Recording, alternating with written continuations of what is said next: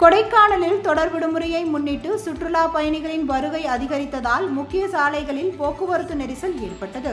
திண்டுக்கல் மாவட்டத்தில் உள்ள சுற்றுலா தலமான கொடைக்கானலுக்கு வார விடுமுறை மற்றும் தொடர் விடுமுறை நாட்களில் ஏராளமான சுற்றுலா பயணிகள் வருகை தருவர். தற்பொழுது கோடை பருவம் மற்றும் தொடர் விடுமுறை காரணமாக கொடைக்கானலுக்கு சுற்றுலா பயணிகளின் வருகை அதிகரித்துள்ளது.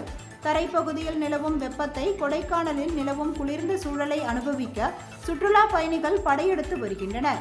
கொடைக்கானலில் வனத்துறை கட்டுப்பாட்டில் உள்ள முக்கிய சுற்றுலா இடங்களான மோயர் பாயிண்ட், குணா குகை, பைப்பன் மரக்காடுகள், பசுமை பள்ளத்தாக்கு உள்ளிட்ட இடங்களை சுற்றுலா பயணிகள் கண்டு ரசித்து வருகின்றனர்.